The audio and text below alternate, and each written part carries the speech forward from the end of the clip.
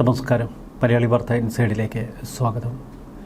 ഏത് രാഷ്ട്രീയ അവസരവാദി മുണ്ടുപണക്കി വന്നാലും ഇതുതന്നെയാവും നിലപാട്. ദീപിക പത്രത്തിൻ്റെ ഈ വാക്കുകൾ മാസാണ്. BJP നേതാക്കളായ PC ജോർജിനും ഷോൺ ജോർജിനും കത്തോലിക്ക സഭയുടെ മുഖപത്രമായ ദീപികയുടെ കട്ടയ്ക്കുള്ള മറുപടി.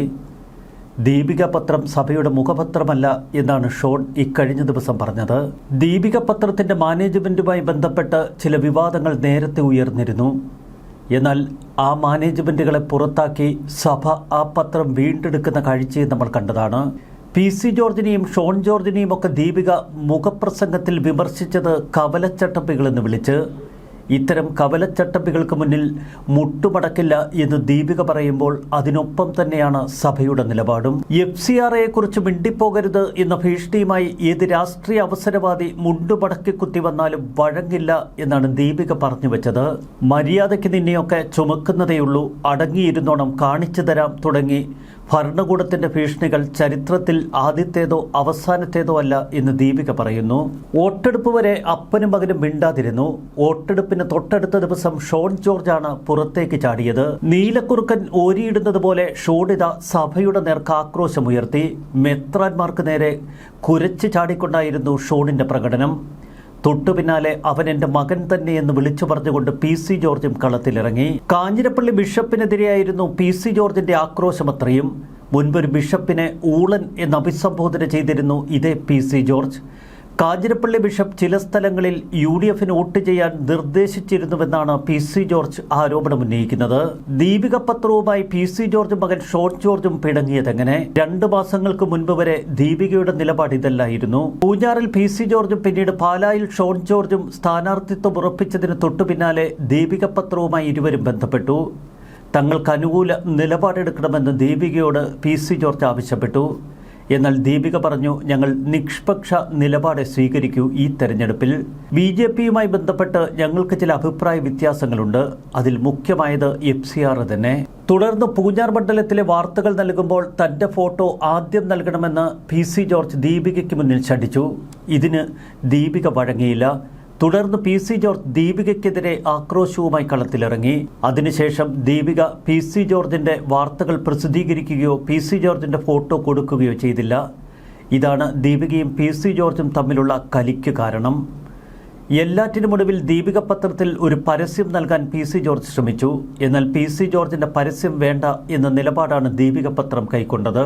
FCRA ബില്ലിൽ പ്രതിഷേധമുള്ളവർക്ക് വീട്ടിൽ പോയി ഇരിക്കാമെന്നായിരുന്നു ഷോൺ ജോർജിന്റെ പരിഹാസം. അപ്പനെയും മകനെയും കൊണ്ട് പൊറുതിമുട്ടിയിരിക്കുകയാണ് ഇപ്പോൾ BJP നേതൃത്വം. സംസ്ഥാന നേതൃത്വം ഇരുവർക്കും ശക്തമായ മുന്നറിയിപ്പ് നൽകിക്കഴിഞ്ഞു. എന്നാൽ PC ജോർജും മകൻ ഷോൺ ജോർജും BJP നേതൃത്വത്തെ അറിയിച്ചിരിക്കുന്നത് കത്തോലിക്ക സഭയെ വിരട്ടി മാത്രമേ പാട്ടിലാക്കാൻ കഴിയൂ എന്നാണ്. അവരോട് മര്യാദയുടെ ഭാഷയിൽ സംസാരിച്ചാൽ അവർ തലയിൽ കയറും. അതുകൊണ്ട് തന്നെ അവരെ വിരട്ടി പാട്ടിലാക്കാം എന്ന നിലപാട് BJP നേതൃത്വത്തോട് PC ജോർജും ഷോൺ ജോർജും ആവർത്തിച്ച് പറയുന്നു. PC ജോർജിന്റെ ആക്രോശങ്ങൾക്ക് മുന്നിൽ മുട്ടുവളയ്ക്കേണ്ട എന്ന കടുത്ത തീരുമാനം സഭ കൈക്കൊണ്ടു. സഭയിലെ മെത്രാന്മാർ ഈ വിഷയം സംസാരിച്ച് ഒരു സമന്വയത്തിലെത്തി. PC ജോർജും മകൻ ഷോൺ ജോർജും BJPയിൽ ഇടം കണ്ടെത്തിയതിന് തൊട്ടുപിന്നാലെ സഭാ നേതൃത്വവുമായി പലവട്ടം സംസാരിച്ചു. BJPയുടെ ഭാഗമായി സഭ നിലകൊള്ളുന്നതാണ് സഭയ്ക്ക് നല്ലത് എന്നതായിരുന്നു ഇരുവരുടെയും വാദം. പിന്നീട് സഭാ നേതൃത്വവുമായി ഷോൺ ജോർജ് പലവട്ടം കൂടിക്കാഴ്ചകൾ നടത്തി. എന്നാൽ ഷോൺ ജോർജിൻ്റെ നിലപാടിനോട് ചേരാൻ സഭ പലപ്പോഴും വിയോജിപ്പ് പ്രകടിപ്പിച്ചു. ഷോൺ ജോർജിനുള്ള കലി മറ്റൊന്ന്. പാല നിയോജകമണ്ഡലം തെരഞ്ഞെടുപ്പിൽ കത്തോലിക്ക സഭ വ്യക്തമായ ഒരു നിലപാടെടുത്തു. ആരെയും പിന്തുണയ്ക്കില്ല.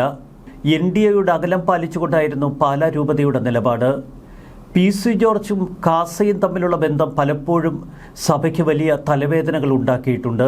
സഭാ നേതൃത്വത്തെ പലപ്പോഴും തെരുവിലിട്ട് അലക്കുക PC ജോർജിൻ്റെയും കാസയുടെയും ഒക്കെ ഒരു മുഖ്യ വിനോദമായിരുന്നു. സഭാപിതാക്കന്മാർ പൊതുവെ മാധ്യമങ്ങൾക്ക് മുന്നിൽ പ്രതികരിക്കാറില്ല. തങ്ങളുടെ അഭിപ്രായങ്ങൾ എപ്പോഴുമെങ്കിലുമൊക്കെ ഒന്ന് പറയുക മാത്രം. എന്നാൽ PC ജോർജ് സഭ പിതാക്കന്മാരെ ആക്രോശിച്ച് വരുതിയിലാക്കാനുള്ള ശ്രമമാണ് തുടർച്ചയായി നടത്തിയത്. BJPയോടും കേന്ദ്ര നേതൃത്വത്തോടുമൊക്കെ ഒരടുപ്പം സഭാ നേതൃത്വം എന്നും കാത്തു സൂക്ഷിച്ചിരുന്നു. എന്നാൽ അതിൽ വിള്ളലുകൾ തീർത്ത് ആളാക്കാനുള്ള കളിയാണ് PC ജോർജും ഷോണും കളിച്ചത്. മെത്രാന്മാർ നാണം കെട്ടവരാണെന്നും അവരെ തള്ളിപ്പറയേണ്ടി വരുമെന്നുമായിരുന്നു ഇന്നലെ PC ജോർജ് ആദ്യം പ്രതികരിച്ചത്. ഇവനൊക്കെ ബോധവും വിവരവും വേണ്ടേ? FCRA ബില്ല് വരും, വിദേശ പണത്തിൻ്റെ കണക്ക് കൊടുത്താൽ എന്താ കുഴപ്പം? എന്തിനാ ഇവന്മാർ കുരയ്ക്കുന്നത്? ഈ കൊര ഇവൻ്റെയൊക്കെ മനസ്സിലെ നാറിയ രാഷ്ട്രീയമാണ്. ആശങ്കയും കൊണ്ടവർ വീട്ടിലിരുന്നാൽ മതി. മെത്രാന്മാർ ഊളത്തരവുമായി നടക്കാൻ പാടില്ല. തുടർന്ന് ഷോണിൻ്റെ വക വെടിക്കെട്ട്. ദീപിക സഭയുടെ മുഖപത്രമല്ല. കുറേയേറെ ആളുകൾ അതിൽ നുഴഞ്ഞു കയറിയിട്ടുണ്ട്. ദീപികയെ ഞങ്ങൾ മര്യാദ പഠിപ്പിക്കുമെന്ന സ്വരമായിരുന്നു ഷോണിൻ്റെ.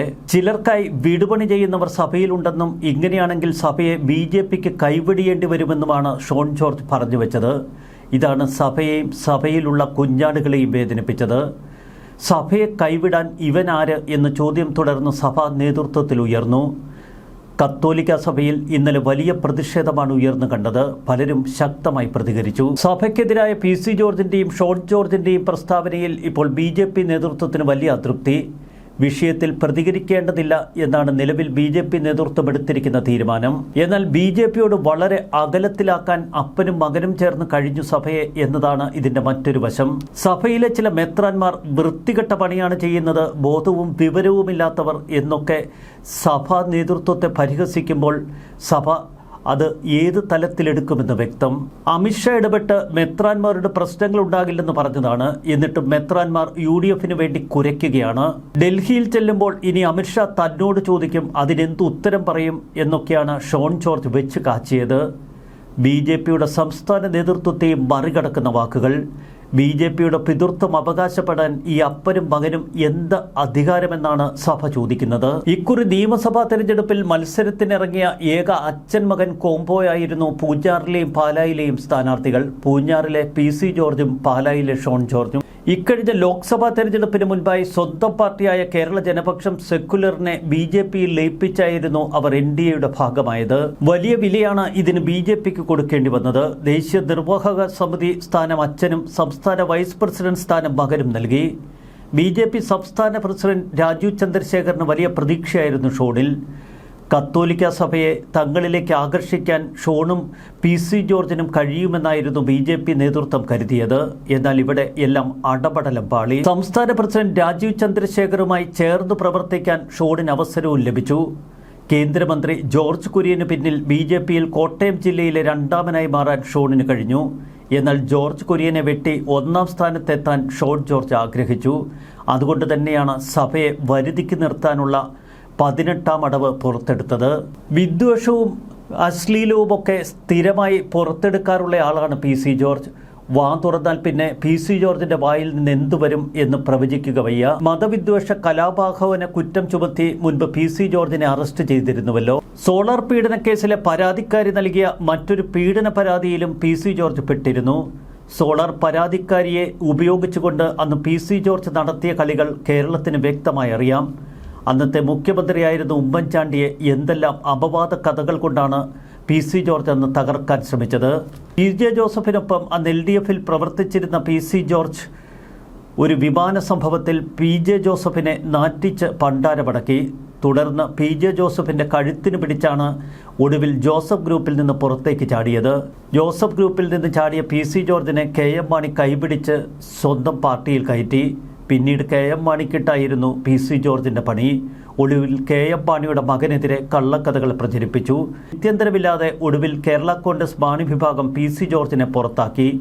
പിന്നീട് UDFിൽ കയറിപ്പറ്റാൻ സർവത്ര പയറ്റി. ഉമ്മൻചാണ്ടിയെ സ്നേഹിക്കുന്ന കോൺഗ്രസ് നേതാക്കൾ പടിക്ക് പുറത്തു നിർത്തി. ജനപക്ഷം തുടങ്ങി ഒരു മുന്നണിയിലും കയറാൻ കഴിയാത്ത അവസ്ഥ. ഒടുവിൽ BJPയിൽ ഇടം കണ്ടെത്തി. ഇപ്പോഴിതാ BJP എന്ന രാഷ്ട്രീയ പാർട്ടിക്ക് തന്നെ തീയിട്ട് നിൽക്കുന്നു അപ്പനും മകനും ചേർന്ന്. മെത്രാന്മാരെ പുലഭ്യം പറഞ്ഞ് സഭയെ വിരട്ടി പാട്ടിലാക്കാം എന്ന PC ജോർജിന്റെ തന്ത്രങ്ങൾ ഇവിടെ വിലപ്പോകില്ല. ഇരിക്കുന്ന കൊമ്പ് മുറിക്കുകയെന്നും PC ജോർജിന്റെ ശൈലിയാണല്ലോ. അതെന്തായാലും കത്തോലിക്ക സഭയോട് വേണ്ട. യുദ്ധക്കൊതിയനായ ട്രംപ് ആയാലും വർഗീയതയുടെ ഏജന്റുമാരായ കേരളത്തിലെ പ്രാദേശിക രാഷ്ട്രീയ കവലച്ചട്ടപ്പികളായാലും മറക്കരുത് എന്നാണ് ദീപിക മുഖപ്രസംഗത്തിൽ പറഞ്ഞിരിക്കുന്നത്. FCRA കുറിച്ച് മിണ്ടിപ്പോകരുതെന്ന ഭീഷണിയുമായി ഏത് രാഷ്ട്രീയ അവസരവാദി മുണ്ടു മടക്കിക്കുത്തി വന്നാലും ഇതുതന്നെ നിലപാട്. ഇനിയും പറയേണ്ടി വരും. രാഷ്ട്രീയം ദുഷിപ്പുകാർ തട്ടിപ്പറിക്കരുത്. രാഷ്ട്രീയം ദുഷിപ്പുകാർ തട്ടിപ്പറിക്കരുതെന്നാണ് സഭയുടെ മുഖപത്രം ഇപ്പോൾ പറഞ്ഞു വയ്ക്കുന്നത്. ഇനിയും സഭയെ ആക്ഷേപിച്ച് സഭയ്ക്കെതിരെ ആക്രോശങ്ങൾ ഉയർത്തി എന്ത് മ്ലേച്ഛതയും വിളിച്ചു പറയാനാണ് PC ജോർജിൻ്റെയും ഷോൺ ജോർജിൻ്റെയും ലക്ഷ്യമെങ്കിൽ സഭ അതിശക്തമായി പ്രതികരിക്കുമെന്നുറപ്പ്. ന്യൂസ് ഡെസ്ക് മലയാളി വാർത്ത.